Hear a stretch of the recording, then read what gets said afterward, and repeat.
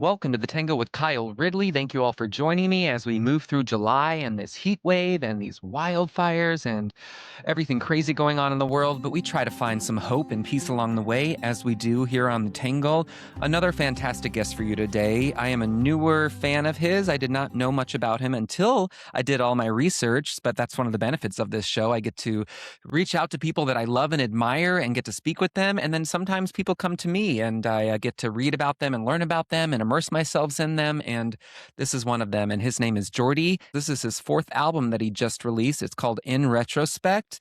He is a pop singer-songwriter, LGBTQ famed singer-songwriter, and he is giving a voice to so many. It was interesting to speak with him because I am a decade older than him. So I always love to pick the brains of people younger and older than me and see how we align and how we differ. This was a great conversation. So I really encourage you to check him out if you haven't already. His name is JORDY, JORDY. Again, he has a fourth album out right now. It's called In Retrospect, and then double back and get his first three. He's very candid, very open, very vulnerable, and I really appreciate anyone who can make a career out of writing because it's such a lost art, and we're losing it even more with AI taking over, and we need more of these pure artists giving their voice to us. As far as what I have been tangled in since returning from London, just getting back in the swing of everything, a big thing that happened is that my foster dog, Oliver, who I've had for 3 months, just left last night. He went to another foster family. I know it's not an adoption, but they are actually interested in fostering for possible adoption, and they have a 10-month-old big black dog that I think Oliver will have a lot of fun with because, my dogs are younger. They're not very playful. They're more cuddly.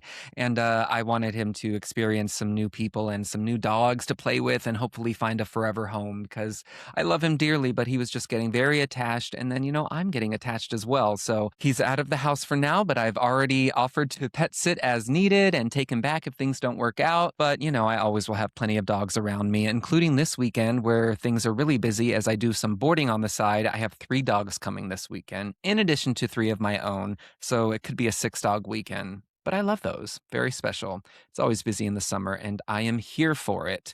I also saw Gus Hegarty live. He was on my show a couple weeks ago. He is on his first ever stand-up tour. He was hilarious, delightful, funny, handsome as ever. The crowd loved him, and it was his first stop on his tour, his first ever tour. So it was a pleasure to be able to witness it front row and get to see him afterward and thank him for spending the time speaking with me. And if you haven't listened to that episode, please check it out.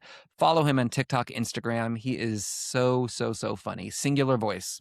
Tonight, I am going to another show. I am going to Arena Stage to see the TLC musical, Crazy Sexy Cool. It's having its world premiere here in DC. I think it's been going on for a couple weeks now, and it's running for a couple more if you have a chance to see it. So eager to give my review of that. Of course, I loved TLC growing up. I'm a 90s boy, so that album was pretty influential for me, and I know they're going to go throughout their career and give their story, which I've learned about from the behind the music days back in the 90s. So I'm curious to see what the update is now with the musical, and obviously, sadly, with the passing of Left Eye and everything that has happened with them in the past couple decades. So I will give my review of that next week. And then tomorrow night, speaking of 90s influences, I am going to Wolf Trap, one of my favorite venues here in the DMV, to see Tori Amos. Big major artist for me, still listen to her quite often, and she has a new album out, and I saw her for the first time live on her last tour. I think it was 2023, so it's been a few years. I'm excited to see this one because she has backup singers for the first time on this tour and a lot of new arrangements, so I'm going with my best friend Dwayne. I'll give you my review of that. I haven't listened to the new album yet, though, so let me immerse myself in that tonight before I go to the show. But she's playing a lot of old songs as well. I've been keeping up with her set lists as she posts them on her Instagram after every show. But just Tori Amos was big for me back in the day, and I still double back to all of those classic records, not to discount any of her more recent ones, but I am one of those that kind of fell off. But I still love and admire and appreciate her, and I think she's a one-of-a-kind artist for a generation, and From the Choir Girl Hotel is probably my favorite album of hers, followed by Under the Pink. And then I really love Strange Little Girls. I really love that covers album that she did. But, so many songs to choose from. As far as TV and movies, I gave a lot of those last week. I'm up to date on Cape Fear at this point, and I have 1 episode left of 4 seasons. Yeah, I don't really have much else new to report there, but I am going to be on TV this week in a local station here in DC where I give my what to watch picks. So keep an eye on my Instagram if you want to see my latest recommendations on a TV platform. Doing more and more of that lately, which I really enjoy. As far as books go, I finished Anna Konkle's book, The Sane One. I really loved it. It was not what I was expecting. And as a huge fan of Pen 15, it was really great to get to learn more of her backstory and her upbringing and the complicated relationship she had with her parents and how it evolved through the years. I am in talks and have been in talks to have her on my show for a couple months now. So I'm fingers crossed that it's still going to happen and I'm going to keep at it. But yeah, I love Anna Konkle and I loved the book. I also just finished Zosha Mamet's book. It came out last year, a little behind on that one, but this has kind of been a girls' retrospective year with Lena Dunham's Fame Sick. So I finally read that book, Zosha Mamet. It's called Does This Make Me Funny? It's a collection of essays, and I also really enjoyed that book. She is very candid, very open about past struggles, insecurities. She talks about eating disorders, sort of the rigors that she's been put through in the entertainment industry, and some tea that she spills along the way as far as like working on the Mad Men set and not having the best experience there with the showrunner. She also drops some really fun and entertaining stories about Anna Wintour and Martha Stewart encounters that she had. And of course, we get some girls' backstory as well and what she admired most and what she misses most. And yeah, I really encourage you to check out her book because I think at heart she is a writer and she admires writers, as do I. And speaking of writers, we have a great one on the show today. Again, his name is JORDY, singer-songwriter. He has his 4th album out right now, so let's get right to it. Enjoy this conversation with the dynamic JORDY.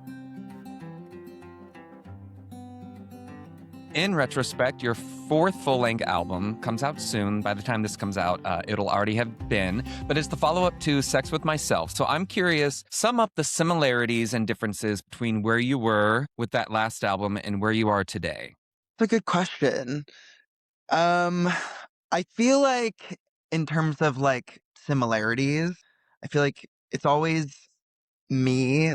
I feel like my music follows me like with each chapter I go through. So I feel like Sex with Myself was like largely coming from a place of like wanting to feel like sexually liberated.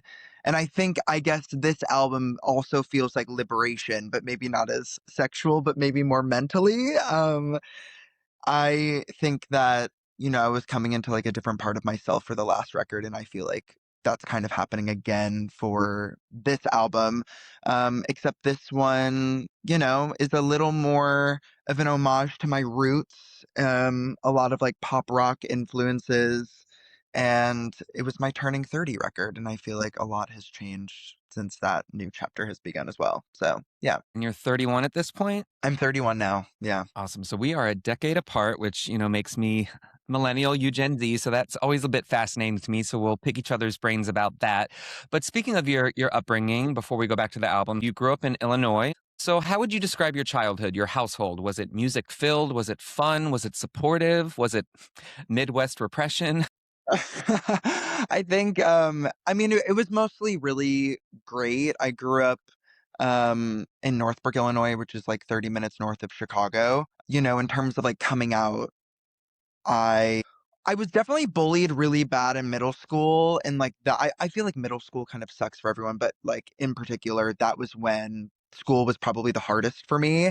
But oddly, like after I came out at 15, it felt like a really, like, loving and accepting community. I mean, at that point, I was in high school, and I was, like, doing theater and music and was meeting people, who were, just, like, really open-minded, and, like, there were, like, some out queer people in, like, the theater department at that time. But also, no, like, my parents are incredible.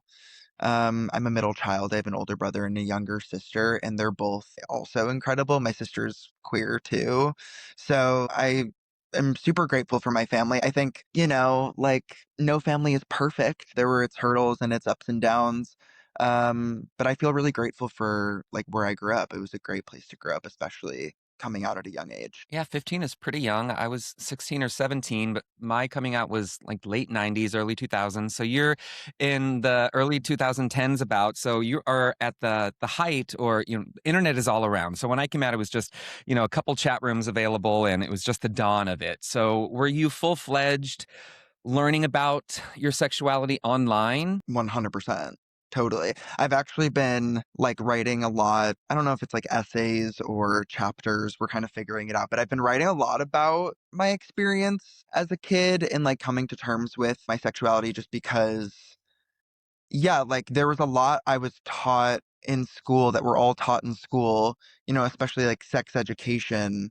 Like, I didn't have a lot of those questions answered via classes at school, like, nobody was, talking about, like, gay sex, and, like, my parents taught me how babies were made, like, when I was, like, 10 or something, but, like, yeah, I think that I did need to turn to the internet for a lot of stuff, and when I was closeted too, I was, like the way my mom found out I was gay is because I met a guy in a chat room, and we became friends on Facebook, and then I left my Facebook logged on my mom's computer, and she saw, like, a conversation we were having via DMs or, like, instant messages. That's how they found out. Like, I didn't even choose to come out at that point, but it shaped me. I mean, it was, like, horrifying, like, in that moment, I felt so, not ready for them to know, but, it's crazy to look back and see how, like, that domino affected into, like, I don't know, everything that followed. But yeah, I feel like the internet was, like, a huge part of learning about stuff, and it still is. There's, like, so many more resources now, but, social media and the internet can be a good tool to learn. Yeah, I think it can be good and bad and dangerous and all of that at once. We just had to learn how to navigate it and a lot of probably missteps along the way. What were your comforts as a teen coming out? Did you have influences, North Stars that you looked up to? Were you sort of finding your way? Did you have a tribe already at that age? I definitely feel like I was such a theater kid, so I just feel like it was such an accepting environment at school, and, like, even before I came out, pre coming out and post coming out, I feel like I was met with a lot of love, and, I feel very grateful for that. It was also harder at that point. I think, I loved Sam Smith, but at the time it was kind of, like, a little ambiguous, like, I'm not sure, like, they weren't as direct in, who these songs were about, but, like, I feel like we all knew and just, like, had that vibe that Sam was, like, a part of the community. I mean, Lady Gaga was, like, huge. Born This Way was, like, a huge, huge part of my coming out, for sure. I mean, that song changed so much of my brain chemistry and, like, made me feel so valid in my identity. Yeah, no, there's so many, but I feel like now it's cool to see this crazy wave of queer art that's, like, there's more than ever right now, and it's really cool to just see how many artists there are now that I would have loved to have, back then. Yeah, it kind of seems like we're in I mean, the height or the heyday of queer representation in music, and I think it's kind of interesting that a lot of it is coming during the Trump administration. I was curious if you've seen a difference in representation musically in the industry because you did release your first album in 2019, so during the Biden administration. Has there been a shift or maybe more people leaning into pride and making sure their voices are heard? It's interesting. I feel like it's, like, kind of both at the same time. Like, I feel like there is so much right now or so much, like, representation, I feel like, more than ever. But I also, like, I feel like I feel the effects of, like, what's happening in our government in my professional world too. Like, I think it's, like, harder to sell tickets than it ever has been. Like, on tour, there's just so many artists on the road right now, and people are really struggling to sell tickets because people can't afford tickets. Like, it's just little things like that too. I think, prides are still happening, but it feels like budgets are lower and, like, people are having a harder time. And then at the same time, I see queer pride festivals, like, charging, like, $100 a ticket to attend these, like, pride events, and I'm like, what's going on? Like, things are getting so expensive and nobody can afford stuff, and so it's just interesting to see how that's playing out, but at the same time, I think that, like, there is this new wave of, like, Gen Z who is just, like, super open-minded, like, way more open-minded than, like, any of the past generations, I feel like. So, I do have hope, but I think that, like, it is a really scary time for so many reasons? It's also, like, strange to create art during this time. I think the inspiration around me feels a little different. Sometimes it's harder to write songs when there's just people in our community, like, constantly being attacked, and scary things happening, so Nicely said. Makes a lot of sense. Yeah, it's difficult, and there's good and bad on both ends. But I can see it's difficult. From artists I've spoken with, it's tough out there. There's a lot of representation, but the economy's awful right now, and Yeah. everyone's trying to get their voice heard. But speaking of hope, one thing that you just mentioned, one thing that I always ask my guests is if they consider themselves hope filled, glass half full people, or how are you maintaining hope amid these hard times? Uh, I feel like sometimes I wish I was a little more glass half full. I'm gonna be honest. Like I'm so excited for this record. I'm so excited for this album. I've worked so hard on this. I think it's some of my best work. And at the same time, I'm like constantly hard on myself too. This is my fourth album and it means so much to me.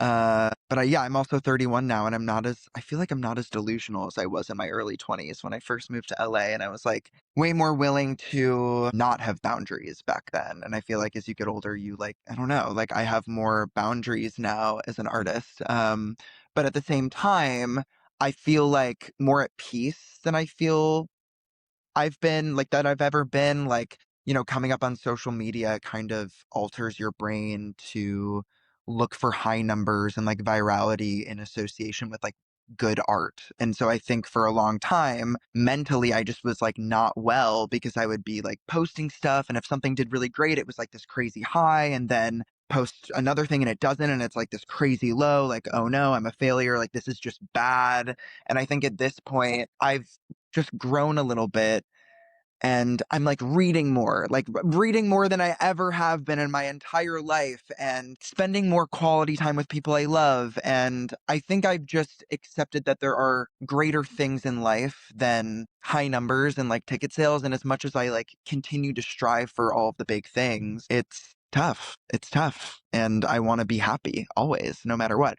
So I keep my cup filled with friends and books and therapy. Always therapy. Thank God for therapy.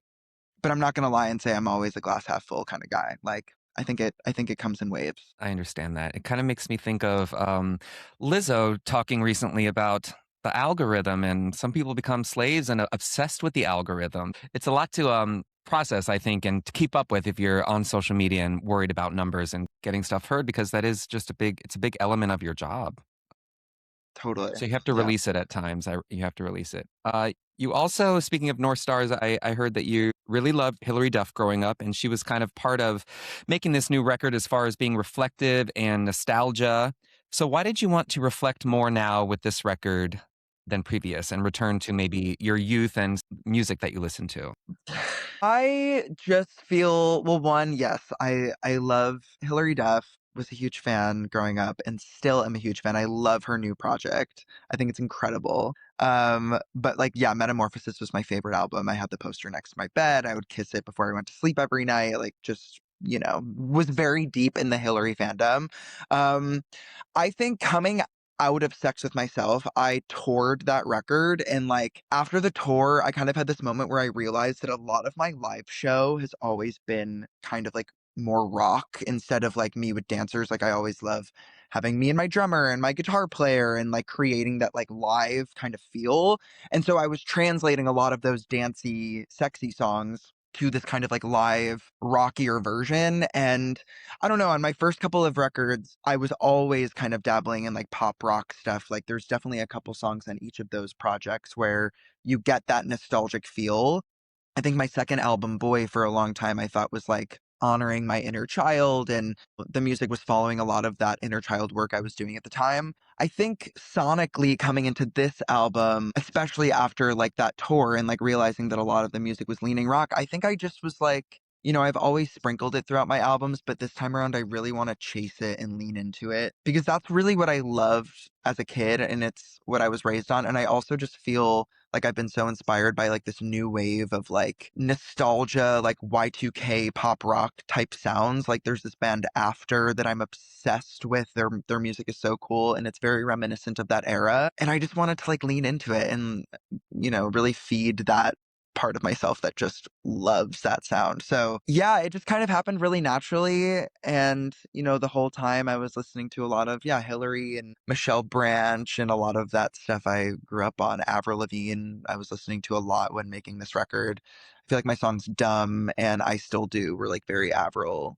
inspired. So, and she was my first concert. She was always there as well. So, yeah, I'm really happy with the direction it went in. I think like as a queer person too, like my dad is the best, so supportive of me, has always been so supportive of me, but he's giving like dad who's into classic rock and like I was kind of like, like more feminine theater choir boy who loved pop but also loved Hilary Duff and Avril. So Avril was kind of like where we met in the middle. But I feel like even as like a gay theater kid, choir kid, I like always was listening to pop punk stuff, but I don't know if I ever felt like brave enough to really like get into that space because I think it just felt like I don't know, I think I was anxious about entering that space. And so this time around, it's been really cool to finally be able to explore that fully. Avril, a Canadian queen. I love that she was your first concert because we're 10 years apart, and my first concert was another Canadian queen, Alanis Morissette, in the 90s. So it's like Oh, I know she was influenced a lot by Alanis. So that's cool that we both connect with our Canadian also, songstresses. yeah, love Alanis. This record, in retrospect, it's also described as your most self-aware and emotionally expansive record. So, can you share what emotions you were tapping into with this record that maybe you were hesitant to tap into with previous albums? Yeah, I think that there was a lot of anger at first. Like a lot of the first songs I wrote were angry because I was coming out of this like toxic relationship type thing. And anger has always been like the hardest feeling and emotion for me to express. I think as someone who's like more anxiously attached, I think being angry triggers this fear that like someone will not like that I'm angry about something, so they'll leave, and that's like historically where I've always kind of held and buried anger. And so the first couple of songs, it felt really good. It felt like I was in a rage room and I was just like letting it out and saying it how I wanted to say it.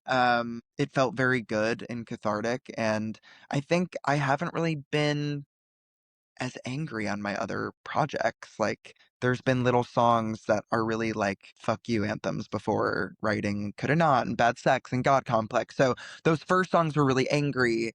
But as I was like moving out of that and like really falling back in love with like my independence, I found myself really reflective in the way that I realized I was letting somebody else treat me so badly. And through that, I was treating myself badly. Like, I realized I wasn't treating my body with respect at all. Like, I had like a vaping issue that I was like fully addicted to for years. And it was like becoming this really uncomfortable source of anxiety for me. And I wrote Little Distractions on this album like the week I decided to quit. And that was like very hard for me to write. Like, I have this song called I Get High on my second album that kind of talks about my journey with like smoking weed and the ways I've used it in celebratory ways and also ways to cope with being like sad.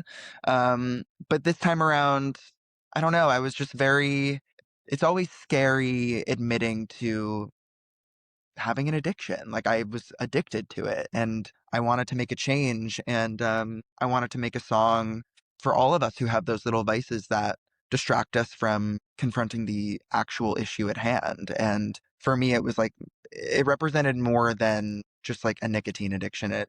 Like, this was something I worked on in therapy and ended up realizing like this like pacifier type thing was just like a crutch. And it felt like it was like curing the anxiety in the moment, but it was actually creating a worse cycle of anxiety. So yeah, like touching upon like real things, like more on the nose, I feel like on this album. And I keep saying it was my turning 30 record, and I'm not saying that to like be like, oh, when you're 30, everything changes. But like, I think there really were elements of entering this new chapter that motivated me to look at myself with more respect and looking back on these past experiences and feeling bad for myself that I went through them, but understanding that like I needed to get to this place where I've decided to put myself first, and that's really cool. So you've been working on yourself a lot. You mentioned anxious attachment. So the record started as a breakup record and then it expanded into other emotions. You touch on toxic relationships. You also said that you wrote the song Sick about confusing anxiety with love. Was this your first time confusing anxiety with love and you had to get it out, or was it something that you've battled before and you're finally eye open to it? Oh, we've battled before. We've battled before for sure. I think like coming out of this toxic thing, again, you're kind of like when that happens, I think it takes a second when you're transitioning back into it and, someone's like treating you well and with respect. And just because you're not as used to it, you're like skeptical. And I feel like getting back into it after leaving this unfortunate situation and relationship, it took a second for me to be like, hold up, hold up. Why am I circling back to this? Like, this is not why we left, And I think it's always been something I've struggled with a little bit. But writing that song was so fun just because it also was a day where I wasn't really sure what I wanted to write about. I was working with my friends Austin and Lindsay and John, and this was one that just came out of a fun conversation. And at that time, I was like, I want something that's kind of like 1975 meets Jonas Brothers, like energy. And John just started with this guitar lick, and it ended up happening really quickly once it hit us, and that's always super fun. Going back to the emotionally expansive aspects of this album and the different emotions you're tapping into, one that stuck out to me was vulnerability, specifically on Normal People, and even on your Instagram, you're naked in a bathtub singing that song. Being 31, single, no kids, I'm curious, are you where you'd hope to be at 31? Do you feel behind? Do you feel not normal? Or are you comfortable with that? Um, I think it's all of the above. Like, there are days where, like, love my life and I'm like, holy shit, I get to do what I love. And, like, this is my job and I have an incredible family and I have great friends and I live in LA and it's beautiful and, life is good. And I love being single and, like, I love being independent in that way and having my own space and being able to focus on myself. I mean, I was just in Europe, in London, playing a festival. And before that, I was in Stockholm. And, it's like you have solo travel moments and you're like, thank God I have no one else to report to. And then at the same time, you're like, but it'd be nice to, like, share this with someone. It's a mix. Like, and I think what I've learned is that the goalpost always moves. Like, we will achieve things in life. I guess, like, more so from like a career standpoint, but like we'll achieve things and then you kind of are like, yay, what's the next thing? And I think for me, it reminds me that, like, no matter where we are, there's going to be highs and lows. I think when I was younger, did I imagine my life looking differently at 31? Yeah, probably. Like, I probably thought my parents got married at 25. So, like, when I was young, I was probably like, oh, I'll be married by 25. Like, look, and I'm just like, definitely not even close. Um, in terms of kids, it's always, I'm not in a place where I'm like aching to have kids, but I think you just think about what it would have looked like if things were a little different. And Normal People is basically me being like, it's kind of a mixture of like truth of me being like, I don't want to be anybody else. I do love who I am. And I think also, like, the way that I'm speaking about normal people relationships, I think it's also this internal dialogue of what I tell myself to make it easier to accept that I don't want it. Like, if they're fucking with the lights off and they can't even look at themselves, like, then it's easier for me to not want that. On the other side of it, I have a lot of friends in really happy relationships and marriages and, friends who have children who they love and they're so happy. And I know that that is possible, but I also know that, like, a lot of people settle and I don't want to settle and I don't want to live a life of settling. And so I think I'm where I'm supposed to be, but it's not necessarily what I imagined. That's good. I think, yeah, there's a balance. We want to be content, but not complacent. So it sounds like you're content with where you are now. And in 5 years, you'll look back and be like, oh, 31, I've grown up so much. It changes so much decade to decade, year to year. Totally. Totally. Another song I wanted to touch on, a lighter song, is called Dumb, not taking life too seriously and having, fun nights out with your friends. Is it true that you're not really a club guy? I'm so not a club guy. But, like, I don't know, it's fun to, like, it's fun. I mean, I love a night with my friends where there's, like, adventures and, we're going from place to place and we're laughing and it's just, like, good, fun energy. But I do prefer a conversation over, like, a dance floor. Tell me, what is one of your favorite dumb nights that you can recall? Oh, that's a great question. What's a dumb night I can recall? Uh, I do feel like weddings are always fun. Like, I don't know, like, weddings are always, like, a dumb, fun time. Um, I had a friend get married this past, like, winter, and, oh, it was just so fun. Everyone's so happy, like, open bar. We're all dressed up. Like it was a bunch of friends like from LA mixed with some friends from home. So it was just like people from like all corners of my life, which was also fun. But weddings are fun. Always a good excuse to just like get the good vibe going.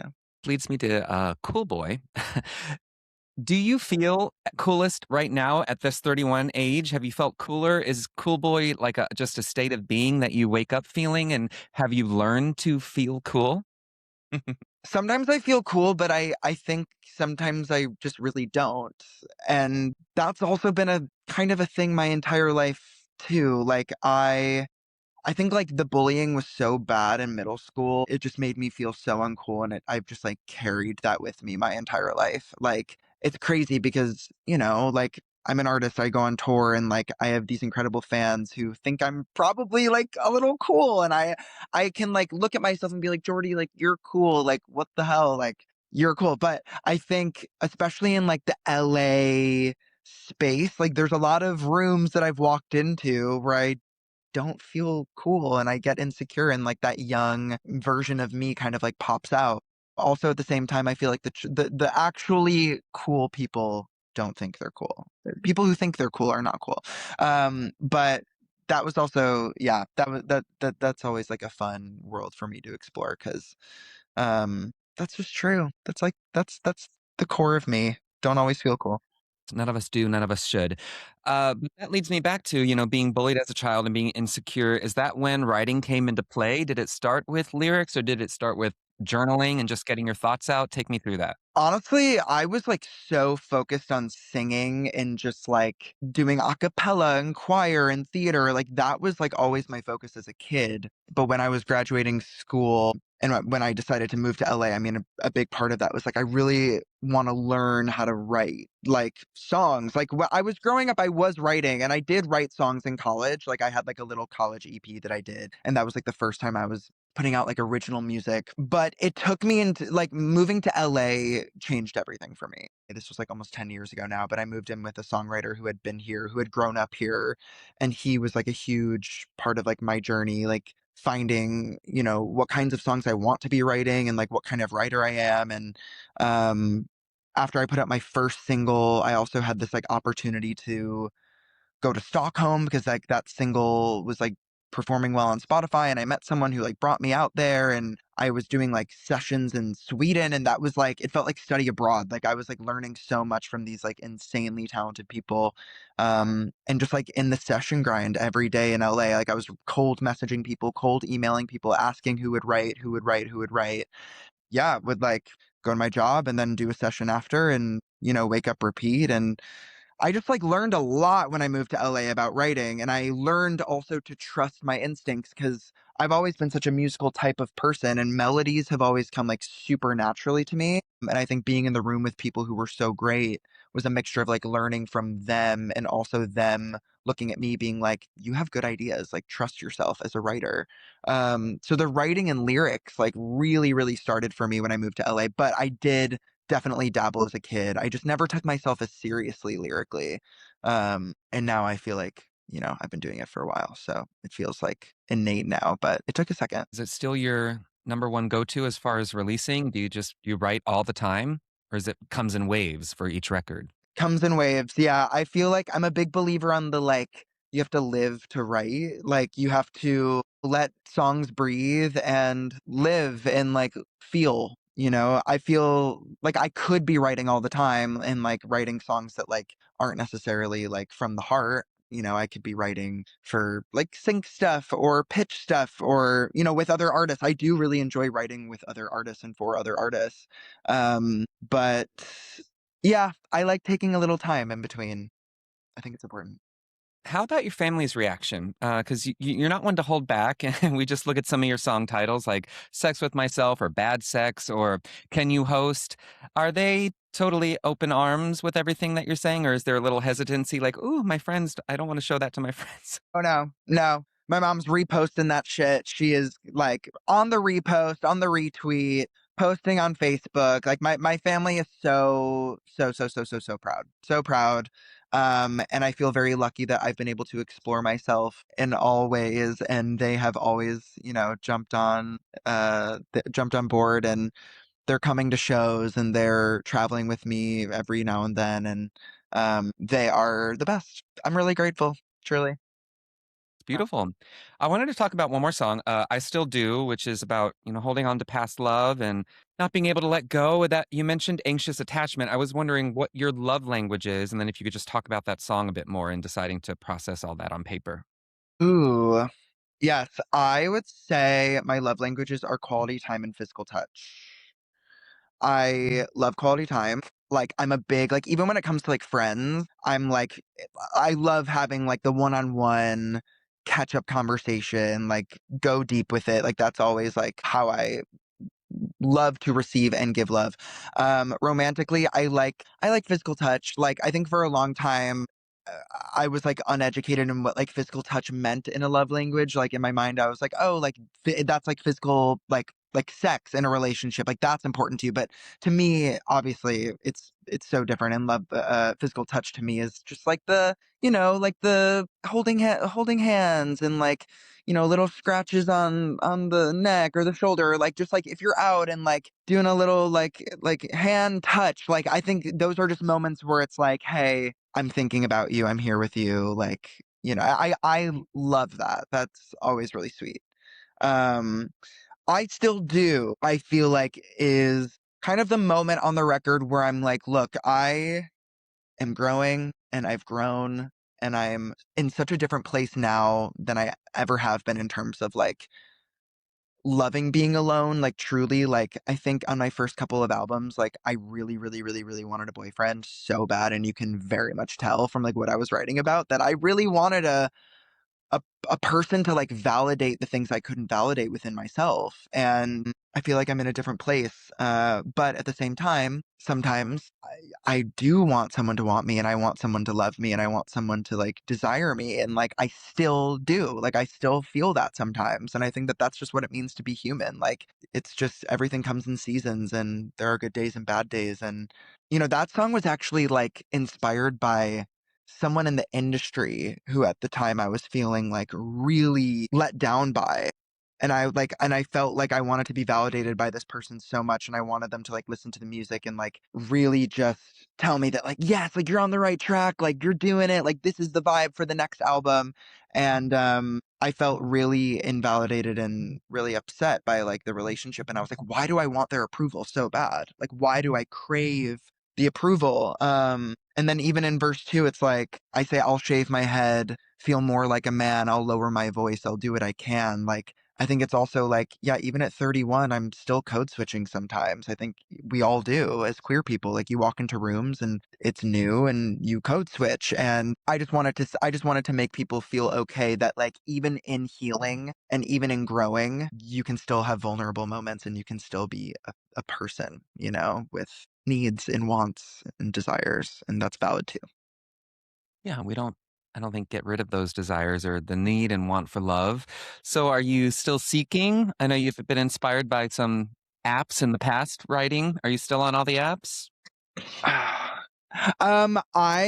am pretty like I have Hinge going, but like I really don't do app dates often. Like, I think I've done maybe 2 in the last year. Like, I think for a while too, like, I was treating the apps like this, like, validation game. Like, do they like me? Oh, yay, yay, yay. It's like that, like, temporary high. And then you're like, it just gets lost in the chat. Like, I feel like this is what's happening is people are just matching to, like, feel validation in the moment and no one's actually interested in getting to know each other. Yeah, definitely using them less and less lately, but, I do have a Hinge still. I deleted my other dating apps. Maybe I have a Tinder going. I don't know. They're like these are like I feel like my Tinder profile, it's like you're hidden because you haven't been active in so long.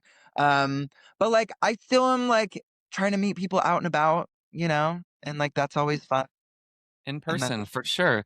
in person, I enjoy that. I always like to know your childhood celebrity crushes and your current celebrity crushes. My God, my childhood celebrity crushes were Zac Efron, fully. definitely Bieber, Justin Bieber, Zac Efron. Zac Efron was big. I was so obsessed with High School Musical, and I like was doing my hair like him. I was like doing the like swoop flick thing, and I was actually Troy in High School Musical when I was in 6th or 7th grade. So that was like one of my starring moments.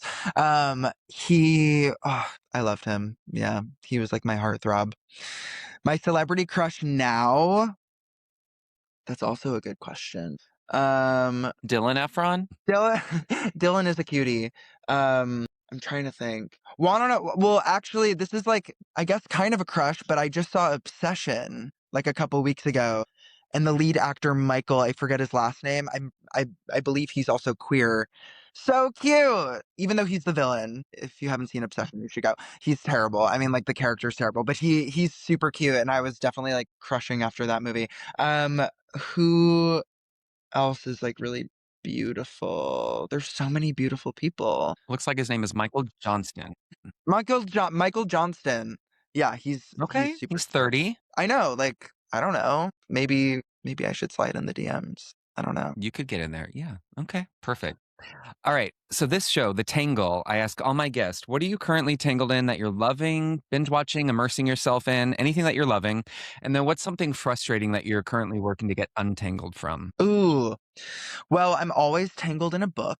That is like a huge part of my life and has been a part of my life really intensely over the past 3 years. Like, I guess we didn't touch upon this as much, but like 3 years ago, um, I was just going through a rough patch and I went to Barnes and Noble as like I'll take myself to Barnes and like see what's out there and like pick up a book. And ever since then, I'm obsessed. Like I'm obsessed. Like I always loved reading as a kid and it was always something like I would bring a book on a trip, but like I am literally reading like 2 books a week. Like I am What's your constantly reading. genre?